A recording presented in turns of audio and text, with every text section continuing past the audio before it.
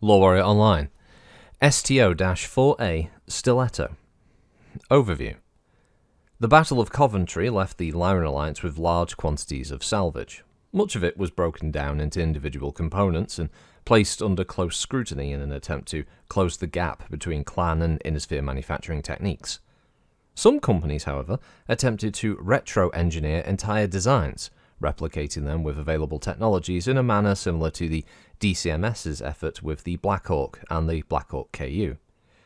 Several designs were included in the program, but only those concerning the Fire Falcon, the lightest of those studied, bore fruit in the design that became the Stiletto. Capabilities.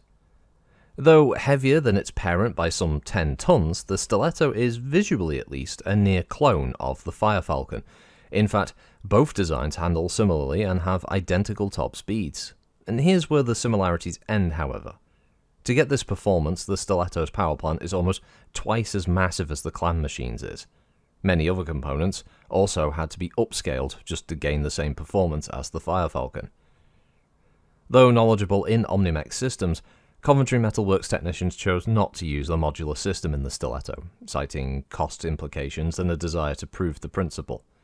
With the fixed weapon payload, however, the Lyran engineers demonstrated their lack of expertise with light mech designs by installing locally produced but heavily ammo-dependent weaponry, like the SRM-2 Streak and LRMs, rather than light energy weapons that could exploit the large Vox power plant's integral heatsinks. The resulting design is fast and well armoured, but undergunned when compared to designs of comparable mass. The inclusion of the newly unveiled light engine on the Stiletto, however, allows for a much higher survivability, although the engine is heavier than standard XL engines mounted by mechs of similar capabilities. It takes up less space, thus reducing damage probabilities against the engine. Deployment. Prototypes of the Stiletto entered service less than a year after the Falcons accepted Hegira from Coventry, with most of those prototypes shipped to pro-Victor units such as the 1st Avian Guards for field tests, courtesy of Duke Bradford. Though not widely liked, the Stiletto performed well thanks to its combination of speed, sensors and ECM, making it a credible scout, having entered limited production by 3061. Full-scale production then came a year later, and the design quickly appeared in staunchly loyal units such as the Royal Guard, the Alliance Jaegers and the Donegal Guards.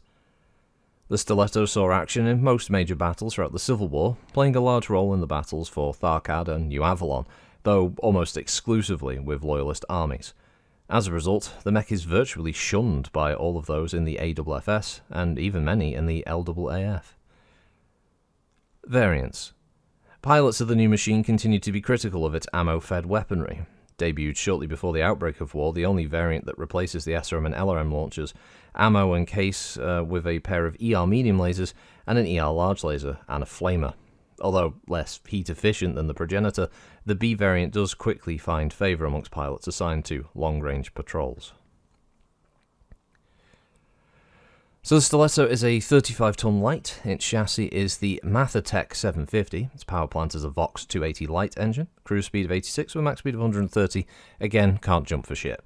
Its armour is Lexington Limited, high-grade ferrofibrous with case, and its armament is 2 Coventry TH4 Streak SRM2s and 1 Coventry LRM5, manufactured by Coventry Metalworks on, guess where, Coventry. Communication system is the Cyclops 14 with Guardian ECM suite, and its targeting and tracking is the Cyclops Beagle. It looks like a big, Raven upgrade, doesn't it? Anyway, its armor is 108, but we jumped ahead. Its walk is 8, its run is 12 with 10 double heatsinks.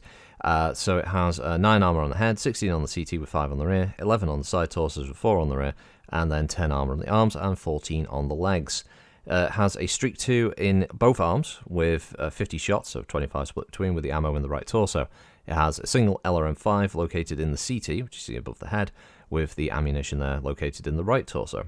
It has case protecting that ammunition as well, and Guardian ECM located in the left torso. So, overall, not bad, but yeah, not great. It also is a bit misleading that those two big, what look like laser arms are actually SRM tubes. And then you wonder how big are the missiles that this thing fires if the tubes are that big, but whatever. It looks like it'd be better suited to light hunting, for instance, with the LRM being good for fire support for a lance, just to be able to reach out and touch targets at a good distance, while it then maybe covers larger mechs from any fast movers that try to get behind, for instance.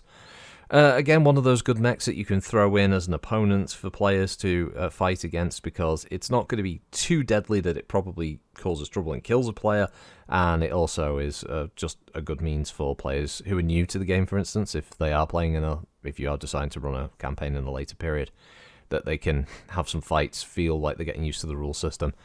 But yeah, not too bad. It's also not a bad mech to give for a starter player, I imagine, again, because it's got some relatively straightforward systems, gets them used to things like rolling on the multiple hit location table, that kind of thing, how many missiles are hitting that, cluster hits and all that. So it's not too bad in that regard. It could take a decent amount of damage for its weight, and its speed isn't terrible either. I mean, the 12 run is pretty good, and it's going to keep itself nice and cool. I don't think, top of my head, I don't think this thing could overheat firing all of its weapons as well, so yeah, it's not bad. It's always a pity when they mention variants and they don't actually give you the loadout, the locations, for instance. Like, for instance, where is the flamer on the B variant? Where's the ER large located? Is it the left arm, the right arm?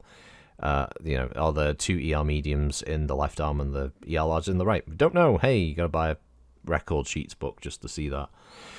I understand it's a company, they're going to make money, but it's always a little irritating, the technical readouts, when they mention the other variants and they don't give you just like a little box that shows the other weapons locations. Whatever. But yeah, it's just one of those mechs you could definitely have as a line mech, something like that could easily be used as an opponent or as a player unit, or as an ally as well, because it's the kind of thing that you running it as the gem it isn't going to, for instance, steal the player's thunder, unless the mech that you have it fire at is literally on its last leg. Yeah, just trying to think if there's anything else you could use it for. Probably not much. I suppose it'd be a good one if you were playing a clan campaign, and this was something that, like, clans who are getting blooded get a bit of experience under their belt. This might be a mech that they might encounter, for instance, out in the field, especially if, obviously, they're operating from, like, Jade Falcon territory, doing a little raid into the Federated Suns, the Lyran sort of sectors, that kind of thing. So yeah, maybe it gets sold elsewhere as well, Coventry Metalworks, so it's not out of the realm's possibility for them to sell those to mercenary companies and some of their neighbours if they have a contract or a license to do so. Yeah, but yeah, we'll wrap it up there. Good to finally get into Battlemechs again after all the tanks and stuff. So some of you are a bit bored of that, but that's this batch of recordings done before my throat starts to completely give out and I start sounding a bit like Mr. McCracken all the way through there. But we won't end up doing that because the McCracken voice hurts my voice more. So yeah, we'll wrap it there. I'll get another batch done in the future. Until then, have a good one all. Thanks for listening. As always, have a good week. I will see you next time. Bye bye. Bye bye.